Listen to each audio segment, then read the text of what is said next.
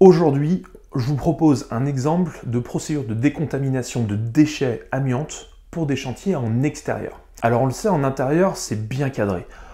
On doit mettre un tunnel de décontamination des déchets du matériel dès le niveau 2, qui est compartimenté pour assurer le douchage, puis le complément de conditionnement, le double empaquetage.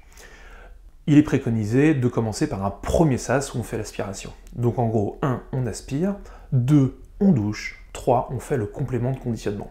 On est considéré en zone propre, là où on fait le complément de conditionnement.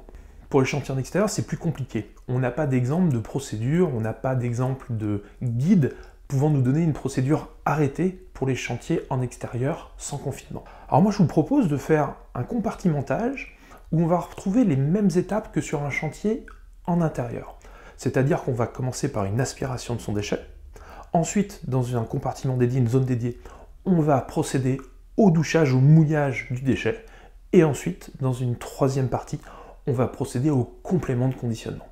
Donc on va reprendre les mêmes étapes que dans un tunnel de décompta sur un chantier intérieur, mais par contre on va le faire cette fois-ci en extérieur. Voilà, je vous laisse avec ça. Il reste quelques questions à répondre, notamment comment gérer l'eau, comment équiper la personne qui assure le complément de conditionnement, mais ça sera traité dans des prochaines vidéos. Je vous souhaite une bonne fin de journée, à bientôt.